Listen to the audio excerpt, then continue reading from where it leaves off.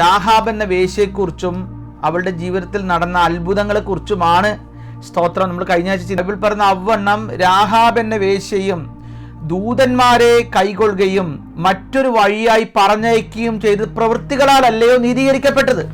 ഈ ദിവസങ്ങളിൽ നമ്മുടെ ജീവിതത്തിൽ ഒരു നീതീകരണം ദൈവം തരാൻ പോകുക. നമ്മുടെ ജീവിതത്തിൽ ചില പ്രവൃത്തികളാലുള്ള വിടുതലിലേക്ക് ദൈവം നമ്മൾ നയിക്കാൻ പോകുക. സ്തോത്രം. നമുക്കൊരു വാക്യം വായിക്കാം. ജോഷുവയുടെ പുസ്തകം 2-ാം അധ്യായം 8-ാം വാക്യത്തിലോട്ട് വരാം. എന്നാൽ അവർ കിടപ്പാൻ പോകും മുമ്പേ അവൾ മുകളിൽ അവരുടെ അടുക്കൽ ചെന്ന് അവരോട് പറഞ്ഞത്, യഹോവ ഈ ദേശം നിങ്ങൾക്ക് തന്നിരിക്കുന്നു, നിങ്ങളെക്കുറിച്ചുള്ള ഭീതി ഞങ്ങളുടെ മേൽ വീണിരിക്കുന്നു, ഈ ദേശത്തിലെ നിവാസികൾ എല്ലാവരും നിങ്ങളുടെ നിമിത്തം ഉരുകിപ്പോകുന്നു എന്ന് ഞാൻ അറിയുന്നു എന്ന് പറഞ്ഞു. ജോഷുവ ഒറ്റുനോക്കാൻ അയച്ച ആളുകൾ പേടിച്ചൊരു ഭാഗത്ത് ഒളിച്ചിരിക്കുമ്പോൾ സ്തോത്രം രാഹാബിന്റെ വേശ്യ അവരെ ബലപ്പെടുത്തുകയും എന്താണ് എൻകറേജ് ചെയ്തതെന്ന് അറിയാമോ? യഹോവ ഈ ദേശം നിങ്ങൾക്ക് തന്നിരിക്കുന്നു എന്ന് വെച്ചാൽ ഇവര് വന്നത് അവിടെ എന്തൊക്കെയാ നടക്കുന്നതെന്ന് അറിയാനാ. പക്ഷെ രാഹാബ് പറയുക, നിങ്ങൾക്ക് വിശ്വാസമില്ലെങ്കിലും സ്തോത്രം നിങ്ങൾ അവിശ്വസിച്ചാലും ദൈവം വിശ്വസ്തനായി പാർക്കുന്നു. കാര്യം എന്തെന്നറിയാമോ? രാഹാബിന് മനസ്സിലായി സ്തോത്രം ഇത് ഇവർ പിടിച്ചടക്കിയിരിക്കും. കാര്യം സ്വർഗത്തിലെ ദൈവം ഇവരോട് കൂടിയുണ്ട്. നമ്മൾ ചിന്തിക്കും നമ്മുടെ രോഗം സൗഖ്യമാകത്തില്ല, നമ്മുടെ വാഗ്ദത്തം നടക്കത്തില്ലെന്നൊക്കെ പറഞ്ഞ് നമ്മൾ പേടിച്ചിരിക്കുമ്പോൾ സ്തോത്രം ദൈവത്തിന് നമ്മോട് പറയാനുള്ളത് എന്തെന്നറിയാമോ? നമ്മളെ കുറിച്ചുള്ള ഭീതി ദേശത്ത് പടർന്നിരിക്കുക. ജോഷുവയും ടീമും പേടിച്ച് മാറി നിൽക്കാനല്ല ദൈവം വിളിച്ചത്, മറിച്ച് ദേശം പിടിച്ചടക്കേണ്ടതിനും വിടുതലുകൾ പ്രാപിക്കേണ്ടതിനും ദൈവം നമ്മളെ ഈ ദിവസങ്ങളിൽ ബലപ്പെടുത്താൻ പോവുക. ഒരിക്കൽ ഞാനൊരു സ്ഥലത്ത് മീറ്റിങ്ങിന് വചനം പ്രസംഗിക്കാൻ വേണ്ടി ഇവിടെ ഈ രാജ്യത്ത് പോയപ്പോൾ ആ വീട്ടിൽ നിന്ന് ഞാൻ പ്രസംഗിച്ചുകൊണ്ടിരിക്കുന്ന സമയത്ത് ഒരു പുതിയൊരു ഫാമിലി മീറ്റിങ്ങിന് കടന്നു വന്നു. ദൈവാത്മാവ് എന്നോട് പറയാൻ പറഞ്ഞു, നീ മരിക്കയില്ല, ജീവനോടെ ഇരുന്ന് ദൈവത്തിന്റെ നാമത്തെ മഹത്വപ്പെടുത്തും എന്നുള്ളത്. പക്ഷെ ഞാനത് പറഞ്ഞില്ല. കാരണം ഈ വന്നിരിക്കുന്ന ആളുകൾ വിശ്വസിക്കുന്നവരാണോ അവിശ്വസിക്കുന്നവരാണോ എന്ന് അറിയാതെ പറഞ്ഞു കഴിഞ്ഞാൽ എങ്ങനെയാണെന്ന് അറിയാതെ ഞാനത് പറഞ്ഞില്ല. പക്ഷേ പിന്നത്തേതിൽ ഞാൻ പറഞ്ഞ കാര്യം മറ്റുള്ളവർ അവരോട് പറഞ്ഞു. അവർ നാട്ടിലോട്ട് തിരികെ പോയി. അവർക്ക് ക്യാൻസർ എന്ന രോഗം അവർക്ക് പിടിപ്പെട്ടു, ബ്രസ്റ്റ് ക്യാൻസർ പിടിപ്പെട്ടു. പക്ഷേ സ്തോത്രം അവർ ബ്രസ്റ്റ് റിമൂവ് ചെയ്യേണ്ട വന്നാലും പറഞ്ഞ പ്രവചനം പോലെ ദൈവം ചെയ്തു, നീ മരിക്കയില്ല. അവർ തിരികെ വീണ്ടും ഇവിടേക്ക് കടന്നു വന്നു, മക്കളെ കണ്ടു. വർഷങ്ങൾ 5-6 വർഷം കഴിഞ്ഞു, ഇന്നും അവർ ജീവനോടെ ഇരിക്കുന്നു. ദൈവം പറഞ്ഞിരിക്കുന്നത് എന്താണെന്നറിയാമോ? നീ ജീവനോടെ ഇരുന്ന് ദൈവത്തിന്റെ നാമത്തെ മഹത്വപ്പെടുത്തും. ഇന്ന് പരിശുദ്ധാത്മാവ് ചിലരോട് സംസാരിക്കുകയാണ്. നമ്മുടെ അവിശ്വാസം സ്തോത്രം നമ്മളൊന്നും നടക്കത്തില്ലെന്ന് ചിന്തിക്കുമ്പോൾ അതിന്റെ മധ്യത്തിലും ഓർത്തോ, നമ്മൾ അറിയാത്ത ചില മണ്ഡലങ്ങൾ ചില രാഹാബുമാർക്ക് വെളിപ്പെടാൻ പോകുക. ജോഷുവേ, നിങ്ങൾക്ക് ഈ ദേശം നൽകാൻ പോകുന്നല്ല, ഇത് നൽകിയിരിക്കുന്നു. നമ്മൾ വീണ്ടും ഘോഷിക്കുക, വീണ്ടും പ്രാർത്ഥിക്കുക, ദൈവമേ നൽകണമേ എന്ന്. എന്നാൽ സ്തോത്രം ദൈവം നിനക്ക് നൽകിയത് കാണാൻ നമ്മുടെ കണ്ണൊന്ന് തുറന്നിരുന്നെങ്കിൽ, ദൈവം നമുക്ക് തന്ന വിടുതലുകൾ കാണുവാൻ നമ്മുടെ കണ്ണൊന്ന് തുറന്നിരുന്നുവെങ്കിൽ, ജോഷുവേ, നീ ഇപ്പോൾ ഉള്ളതിനേക്കാൾ ദൈവത്തെ സ്തുതിച്ചേനെ.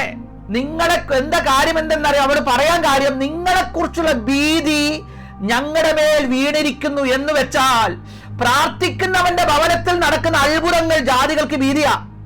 പ്രാർത്ഥിക്കുന്നവന്റെ ഭവനത്തിൽ നടക്കുന്ന രോഗശാന്തികൾ മറ്റുള്ള ഡോക്ടർമാർക്ക് അത്ഭുതമാ. പ്രാർത്ഥിക്കുന്നവന്റെ മക്കൾക്ക് ലഭിച്ചിരിക്കുന്ന ഉയർച്ചകൾ അത് മറ്റുള്ളവർക്കൊരു ഭീതിയാണെന്ന് മറക്കണ്ട. ഈ ദേശത്തിലെ നിവാസികളെല്ലാം ഉരുകിപ്പോകുന്നു എന്ന് വെച്ചാൽ രാത്രി ഉറങ്ങാൻ സാധിക്കാതെ ഇസ്രായേലിന്റെ നിമിത്തം അവരുടെ ഉറക്കം നഷ്ടപ്പെട്ടിരിക്കുക. ഇന്ന് പകൽക്കാലം ദൈവാത്മാവ് സംസാരിക്കുക, നിന്റെ ഉറക്കമല്ല നഷ്ടപ്പെടേണ്ടത്. ആമേൻ, സ്തോത്രം. ഞാനോ സമാധാനത്തോടെ കിടന്നുറങ്ങും. യഹോവയല്ലോ സ്തോത്രം രാവിലെ എന്നെ എഴുന്നേൽപ്പിക്കുന്നത്. പരിശുദ്ധാത്മാവ് ജനങ്ങളോട് പറയുക, നീ ഉറക്കം നഷ്ടപ്പെട്ടിരിക്കുന്നവനല്ല, മറിച്ച് സമാധാനത്തോടെ ഉറങ്ങുവാൻ ദൈവം നിനക്ക് സന്തോഷം തരാൻ നൽകാൻ പോകുക. ചിലർ പറയും, ബിരീഷ നീ പ്രസംഗിക്കുന്നത് പഴയ നിയമമല്ലേ? പഴയ നിയമത്തിലല്ലേ ഇതൊക്കെ നടക്കുന്നത്? ആര് പറഞ്ഞു? നമുക്ക് അപ്പോസ്തല പ്രവൃത്തി 5-ാം അധ്യായം 11-ാം വാക്യം വായിക്കാം. അപ്പോസ്തല പ്രവൃത്തി 5-ാം അധ്യായം 11-ാം വാക്യം 12-ാം വാക്യം ഞാൻ വായിക്കാം. സർവസഭയ്ക്കും ഇത് കേട്ടവർക്കെല്ലാവർക്കും മഹാഭയമുണ്ടായി. സ്തോത്രം. അപ്പോസ്തലന്മാരുടെ കയ്യാൽ ജനത്തിന്റെ ഇടയിൽ പല അടയാളങ്ങളും അത്ഭുതങ്ങളും നടന്നു. ഇന്ന് രാത്രി ദൈവം ഇത് പഴയ നിയമത്തിൽ മാത്രമല്ല പുതിയ നിയമത്തിലും പ്രാർത്ഥിക്കുന്നവന്റെ വീട്ടിൽ നടക്കുന്ന അത്ഭുതം മറ്റുള്ളവർക്ക് ഭയമുണ്ടാക്കും. എന്താണ് കാര്യമെന്നറിയാമോ? അപ്പോസ്തലന്മാരുടെ കയ്യാൽ നടക്കുന്ന അടയാളങ്ങൾ. എത്ര പേർ പറയും കർത്താവേ ഒരു അടയാളം ചെയ്യണമേ? എത്ര പേർ പറയും കർത്താവേ എന്റെ ജീവിതത്തിൽ അത്ഭുതം ചെയ്യണമേ? അപ്പോസ്തലന്മാരുടെ കയ്യാൽ ജനത്തിന്റെ മധ്യത്തിൽ നടക്കുന്ന അത്ഭുതങ്ങളും അടയാളങ്ങളും അത് മറ്റുള്ളവർക്കൊരു ഭീതിയാണെന്ന് മറക്കണ്ട. സ്തോത്ര, സാമ്പത്തികമായി തകർന്ന നീ മീറ്റിംഗിന് കാര്യമെങ്കിൽ നിന്റെ ഭവനത്തിൽ ഉണ്ടാകുന്ന വിടുതലുകൾ, സാമ്പത്തിക വിടുതലുകൾ അതൊരു അടയാളമല്ലേ? സ്തോത്രം, നിന്റെ രോഗസൗഖ്യം ഒരു അത്ഭുതമല്ലേ? ദൈവാത്മാ പറയും അത് ഈ ദിവസങ്ങളിൽ അപ്പോസ്തലന്മാരുടെ കയ്യിൽ നടന്നതുപോലെ നമ്മുടെ മധ്യത്തിൽ ദൈവം നടത്താൻ പോകുക. ഇവിടെ രോഗികളായിട്ട് ആരെങ്കിലും വന്നിട്ടുണ്ടെങ്കിൽ സ്തോത്രം, ചില അത്ഭുതങ്ങൾക്ക് വേണ്ടി പ്രാർത്ഥിച്ചോ, ദൈവം അത് ചെയ്യാൻ പോകുക. കാര്യം എന്തെന്നറിയാമോ? ഇന്ന് പ്രവർത്തിക്കാത്ത ഒരു ദൈവത്തെയല്ല ഞാൻ രാവിലെ പ്രസംഗിക്കുന്നത്. ഇന്ന് രാവിലെയും നിന്റെ രോഗത്തെ സൗഖ്യമാക്കുന്ന, സ്തോത്രം, നിന്റെ കുടുംബത്തിന്റെ വേദനകളെ മാറ്റുന്ന സർവശക്തനെ പ്രസംഗിക്കാനാണ് ഞാൻ വന്നത്. അതുകൊണ്ട് വിടുതല ഏറ്റെടുക്കാൻ ചിലർ തയ്യാറായിക്കോ. സ്തോത്രം, പരിശുദ്ധാത്മാവ് ചില കുടുംബങ്ങളെ നോക്കി പറയുക, ഇതുവരെ ഇല്ലാത്ത നന്മകളിൽ, ഇതുവരെ ഇല്ലാത്ത വിടുതലുകൾക്ക് വേണ്ടി നീ ഒരുങ്ങിക്കോ. കാര്യം എന്തെന്നറിയാമോ? നാം വന്നിരിക്കുന്നത് അന്ധനായ ദൈവത്തിന്റെ മുമ്പിലല്ല, എല്ലാം കാണുന്നവന്റെ മുമ്പിലാണ് നാം വന്നിരിക്കുന്നത്. മഹത്വം, സ്തോത്രം, നമ്മുടെ കർത്താവ് ഈ ദിവസങ്ങൾ ദൈവത്തിന്റെ മഹത്വം വെളിപ്പെടുത്താൻ പോകുക. അത് നമ്മുടെ രാജ്യത്തിന്റെ മുകളിൽ വെളിപ്പെടുത്താൻ പോകുക. നമ്മുടെ മുകളിൽ വെളിപ്പെടുത്താൻ പോകുക. കേൾക്കുന്നവർ പ്രാർത്ഥിച്ചതിന് മറുപടി എന്ന് പറയുന്നത് പോലെയുള്ള ചില വിടുതലുകൾ ഇതിന്റെ മധ്യ ദൈവം ഇറക്കി കൊണ്ടുവരുന്ന ആത്മാവിൽ ഞാൻ കാണുക. സ്തോത്രം. ജോഷുവയുടെ പുസ്തകം 2-ാം അധ്യായത്തിലോട്ട് വരുമ്പോൾ അവിടെ ഇപ്രകാരം പറയുകയാണ്. ആ വാക്യത്തിലാണ് നമ്മൾ നിൽക്കാൻ പോകുന്നത് കേട്ടോ.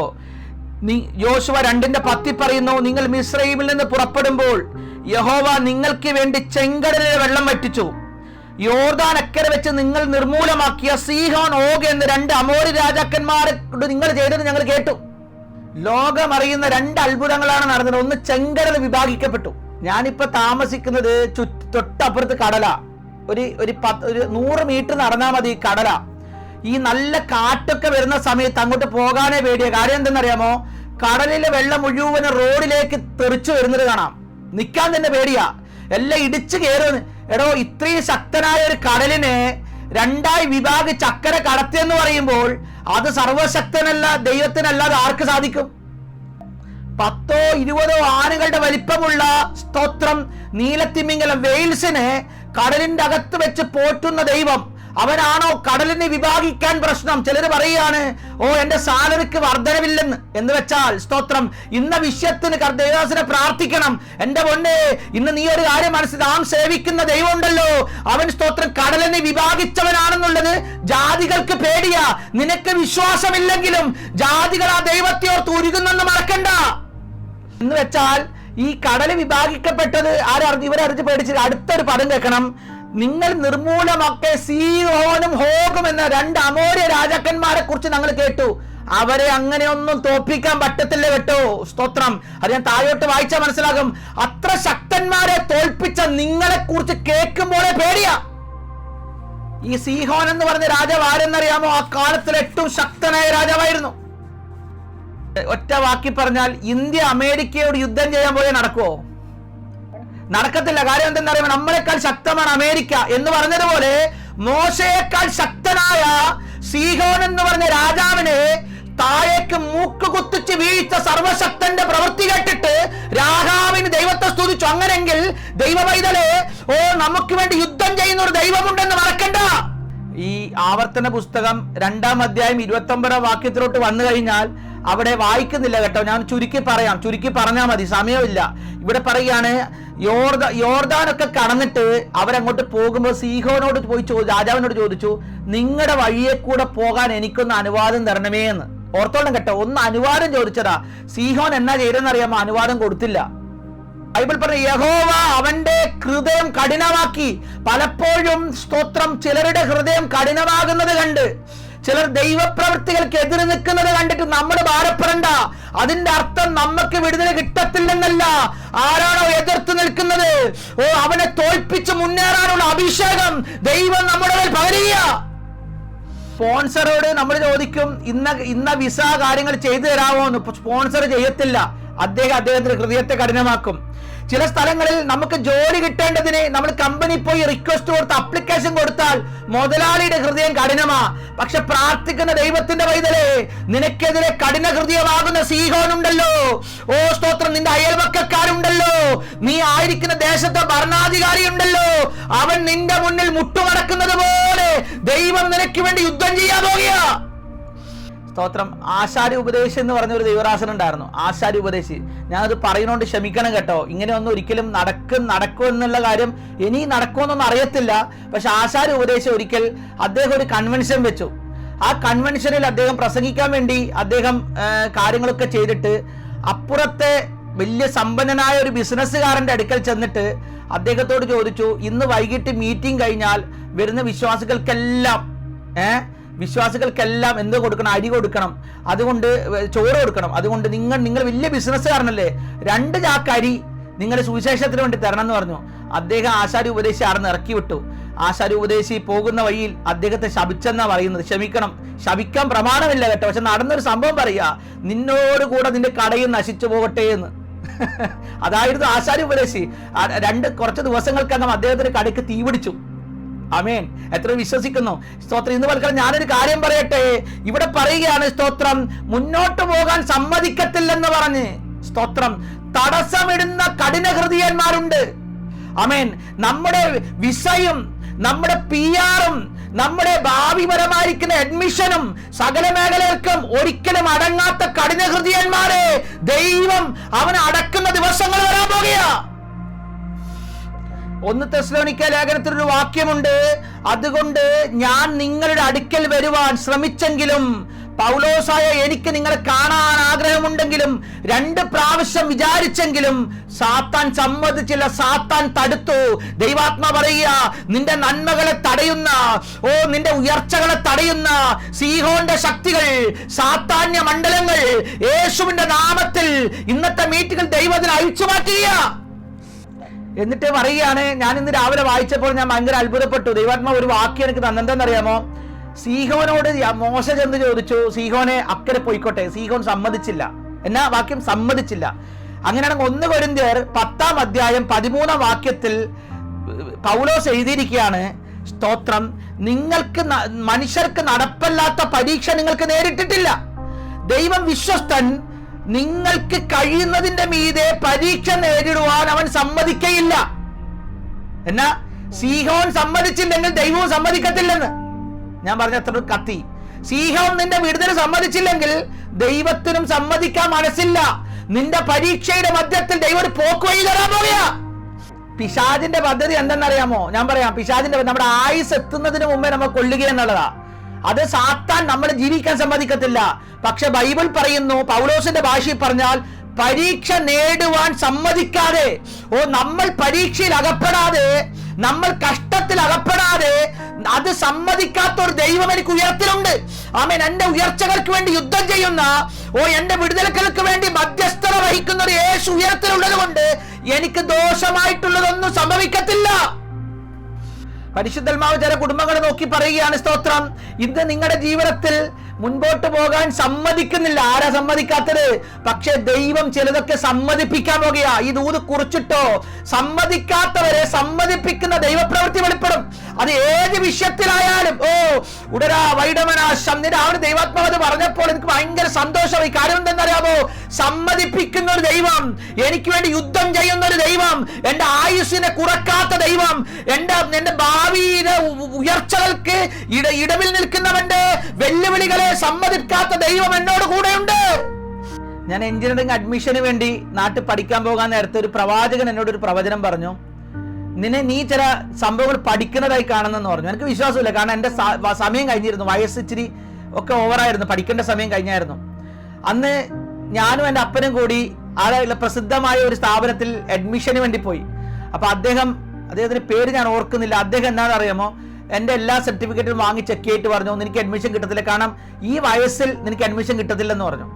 അങ്ങനെ ഞാൻ വീട്ടിലോട്ട് പോയി നിരാശയോടെ കട്ടില് മലനിറങ്ങുമ്പോൾ അച്ഛൻ പറഞ്ഞു, നിന്റെ എല്ലാ സംഭവങ്ങളും നീ ഒരു റിക്വസ്റ്റ് എഴുതി തരാൻ പറഞ്ഞു. ഞാൻ പറഞ്ഞു, എന്തിനാ, നടക്കത്തില്ലല്ലോ. അപ്പൊ അച്ഛൻ പറയാണ്, സ്തോത്രം, ഒന്നും കൂടി പരീക്ഷിച്ചു നോക്കാം. ആമേൻ. അങ്ങനെ അച്ഛൻ പോയി അവിടെ ഉണ്ടായിരുന്ന അച്ഛൻ്റെ ഒരു ഫ്രണ്ട് ഉണ്ട്, ആ സ്ഥാപനത്തിൽ ജോലി ചെയ്യുന്ന ഒരു ഫ്രണ്ടിന്റെ അടുക്ക പോയി വിവരം പറഞ്ഞു. അദ്ദേഹം നേരെ ചെന്ന് എൻ്റെ എല്ലാ സർട്ടിഫിക്കറ്റുകളും പ്രിൻസിപ്പളിന്റെ കൊണ്ടുപോയി കൊടുത്തു. പ്രിൻസിപ്പൽ എന്നാ ചെയ്യുന്നതെന്ന് അറിയുമ്പോൾ അവിടുത്തെ PA വിളിച്ചു പറഞ്ഞു, ഈ പയ്യനെ എടുക്കണമെന്ന് പറഞ്ഞു, ഈ പയ്യനെ അഡ്മിഷൻ എടുക്കണം എന്ന് പറഞ്ഞിട്ട് എൻ്റെ പേരിന്റെ ചുറ്റും റെഡ് മഷി കൊണ്ട് ഒരു വര വരച്ചു. എന്നിട്ട് അടുത്ത ദിവസം PA പറഞ്ഞു, സ്തോത്രം, ഈ എൻട്രൻസ് എഴുതിയത് 30 പേരായിരുന്നു. ഞാൻ ലിസ്റ്റിൽ നോക്കുമ്പോൾ രണ്ടാമത് എൻ്റെ പേര് അവിടെ ഉണ്ടായിരുന്നു. നമ്മുടെ ചുറ്റും ഒരു റെഡ് ലൈൻ വരക്കുന്ന ഒരു ദൈവം ഉണ്ടെന്ന് മറക്കണ്ട. ആമേൻ, സ്തോത്രം.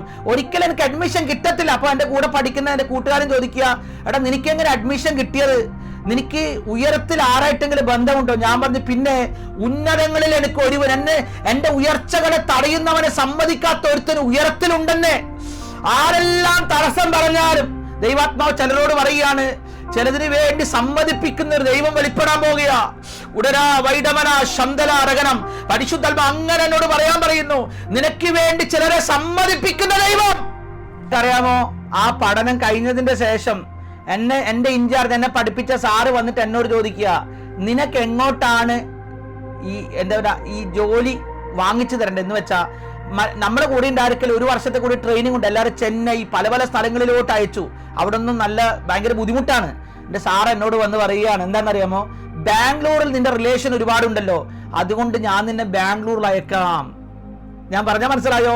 ദൈവം പറയുന്ന സ്ഥലത്ത് നമ്മൾ നിൽക്കുമ്പോൾ ഫേവറബിളായി കാര്യങ്ങൾ മാറും. ആരോട് ദൈവാത്മാവ് സംസാരിക്കുക, ഫേവറബിളായി നീ ദൈവത്തെ അനുസരിക്കയാൽ ഫേവറബിളായി നിനക്ക് വേണ്ടി ചില അഡ്മിഷനുകൾ ദൈവം ഒരുക്കാൻ പോകുക. ഉടാമന ശന്തല റകൽക്കമന. ഫേവറബിളായി ദൈവം നിനക്ക് ചില വിസ പ്രോസസ്സുകൾ ചെയ്യാൻ പോകുക. കാര്യം എന്തെന്നറിയാമോ, എനിക്ക് വേണ്ടി സമ്മതിപ്പിക്കുന്ന ഒരു ദൈവം ഉയരത്തിലിരിക്കുക. സംസാരിക്കുക. ഈ ദിവസങ്ങളിൽ ചില ദൈവപ്രവൃത്തികൾക്ക് വേണ്ടി നിങ്ങൾ ഒരുങ്ങിക്കോ. ചില സംഭവങ്ങളെല്ലാം നിങ്ങൾക്ക് അനുകൂലമായി വരുന്നത് പോലെ ദൈവം നിങ്ങളുടെ കയ്യിൽ ചിലതിനെ ഏൽപ്പിക്കുന്നതായിരിക്കുന്ന ഒരു സമയത്തിലോട്ട് നിങ്ങൾ കയറാൻ പോകുക. ഒരു ഇന്റർസെക്ഷന്റെ മുന്നിൽ നിങ്ങൾ നിൽക്കുക. സ്തോത്രം, എങ്ങോട്ടേക്ക് പോകണമെന്നുള്ള ചില കൺഫ്യൂഷനുകളെല്ലാം ദൈവ ഈ ദിവസങ്ങളിൽ മാറ്റാൻ പോകുന്നു. ദൈവാത്മ പറയാ, ചില വ്യക്തികൾക്ക് വേണ്ടി ഞാൻ ദൈവമെന്ന് തെളിയിക്കുന്നത് പോലെ ദൈവത്തിന്റെ ചില ചലനങ്ങൾ ഞാൻ ചെയ്യാൻ പോകുന്നു. ചിലർ ദൈവ ശബ്ദം കേൾക്കുന്നത് പോലുള്ള അനുഭവങ്ങൾ വരാൻ പോകുക. സ്തോത്രം. ദൈവാത്മാവ് പറയുന്നു, സ്തോത്രം, എന്തോ ഈ ദിവസങ്ങളിൽ നിങ്ങളുടെ ഈ വർഷത്തിന്റെ അവസാനങ്ങളിലോട്ട് വരുമ്പോൾ ദൈവിക അത്ഭുതങ്ങൾ കാണാൻ നിങ്ങളുടെ കണ്ണ് ദൈവം തുറക്കാൻ പോകുക. വർഷങ്ങളായി പ്രാർത്ഥിക്കുന്ന ചില വിഷയങ്ങൾക്കകത്ത് ദൈവത്തിന്റെ കരചലനം വെളിപ്പെടുന്നത് ആത്മാവിൽ ഞാൻ കാണുക. ചിലരെ സുവിശേഷത്തിന് വേണ്ടി ഓടിക്കുന്നത് പോലെ, ചിലരെ ഭൗതിക മേഖലകൾ ഉറപ്പിക്കുന്നത് പോലെ ദൈവാത്മാവ് നിങ്ങളുടെ കുടുംബത്തിൽ ചില കാര്യങ്ങൾ ചെയ്യാൻ പോകുക. ഈ സീഹോന്റെ ശക്തി വെട്ടാൻ പോകുക. ആളുകൾ ചോദിക്കുന്ന ഒരു ചോദ്യമുണ്ട്, എന്താണെന്നറിയാമോ, ഞാൻ പെന്തക്കോസുകാരനാണ്, വർഷങ്ങളായി ദൈവത്തെ സേവിക്കുന്ന വ്യക്തിയാണ്, എനിക്ക് മുന്നോട്ട് പോകാൻ ഒക്കുന്നില്ല.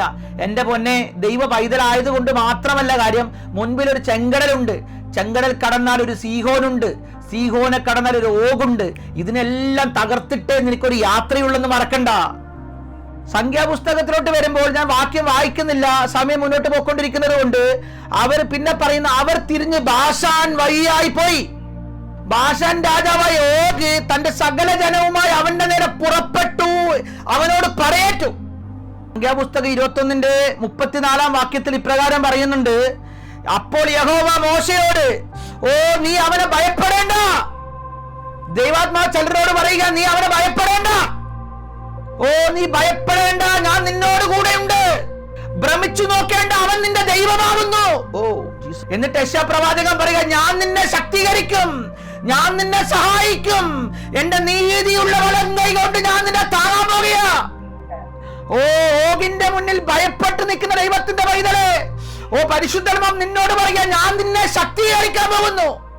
ചിലർ പറയാറുണ്ട്, ഫാമിലി പ്രോബ്ലത്തെ കുറിച്ച് പറയാറുണ്ട്, തളർന്നു പോകുന്ന സാഹചര്യങ്ങൾ. ദൈവാത്മാ പറയാ, നിന്നെ ദൈവം ശക്തീകരിക്കാൻ പോകുക.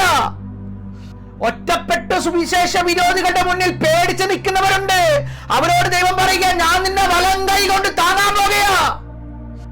പൗലോസിന് അടിയെല്ലാം കൊണ്ടിട്ട് പൗലോസ് നിലത്ത് വീണ് കിടക്കുക കേട്ടോ, അടിയൊക്കെ കൊണ്ട് വീണ് കിടക്കുക. സ്തോത്രം. എല്ലാവരും കരുതി പൗലോസ് മരിച്ചെന്ന്.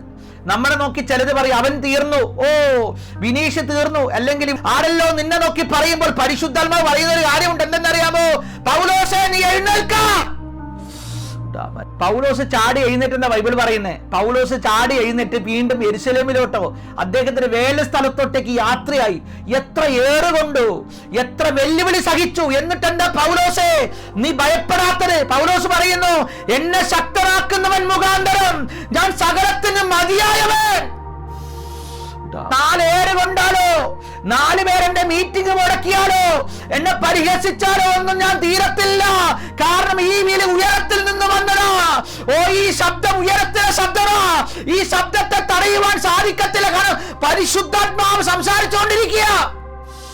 യെശയ്യാപ്രവചനം 41 അധ്യായം 11 വാക്യം പറയുന്ന ഒരു വാക്യമുണ്ട്. എന്തെന്നറിയാമോ? നിന്നോട് കോപിച്ചിരിക്കുന്ന എല്ലാവരും ലജ്ജിച്ച് അമ്പരന്ന് പോകും, നിന്നോട് വിവാദിക്കുന്നവർ നശിച്ചില്ലാതെയാകും. ഓ, യെശയ്യാപ്രവചനം ആത്മാവിൽ പറയുക. അത് ഏവനായാലും, അത് ഏതായാലും, സീഹോനായാലും പരിശുദ്ധാത്മാവ് പറയുക, ഓ നിന്റെ മുന്നിൽ നിൽക്കാൻ സാധിക്കാതെ ദൈവപ്രവൃത്തി നിനക്ക് വേണ്ടി വെളിപ്പെടാൻ പോകുന്നു.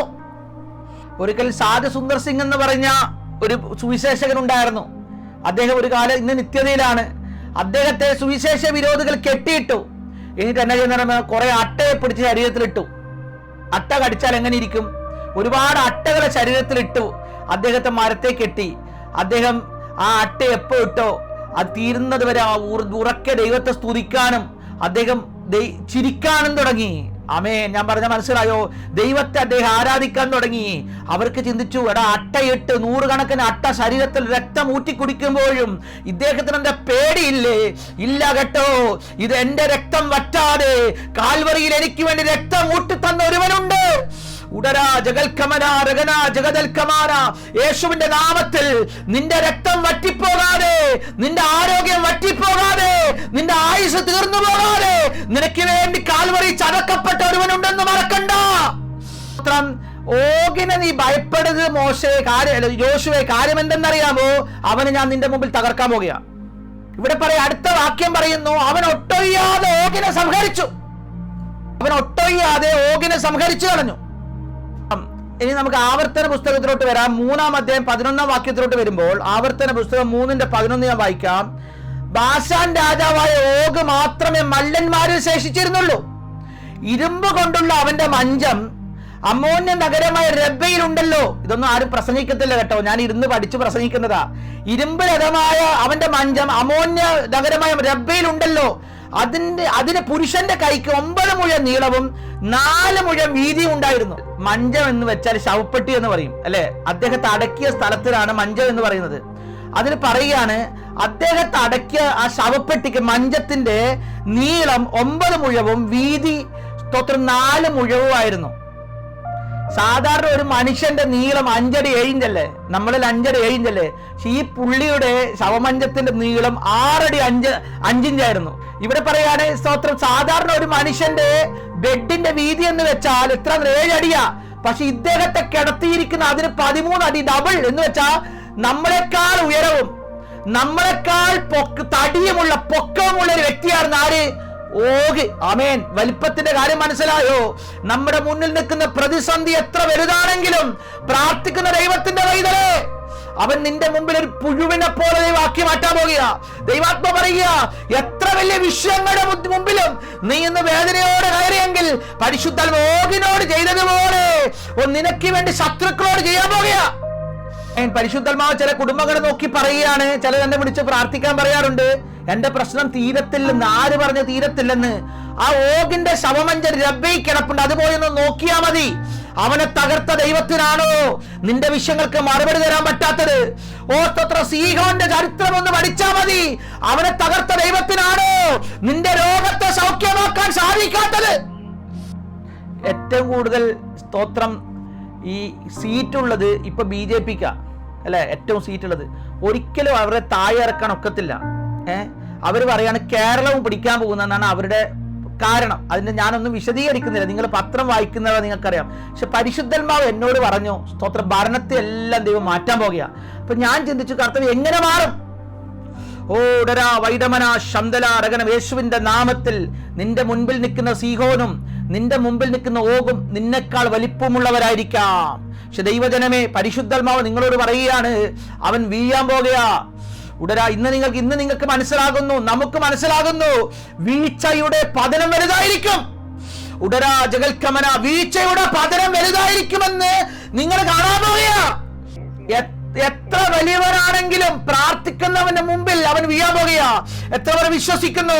പ്രാർത്ഥിക്കുന്ന ദൈവജനത്തിന്റെ മുമ്പിൽ, ആരാധിക്കുന്ന ദൈവജനത്തിന്റെ മുന്നിൽ യേശുവിന്റെ നാമത്തിൽ ദൈവാത്മാ ചില കുടുംബങ്ങളെ നോക്കി പറയുന്നു, നിന്റെ മുമ്പിൽ നിൽക്കുന്ന വലിയവനായ ശത്രു നിന്റെ മുന്നിൽ മുട്ടുമടക്കാൻ പോകുന്നു.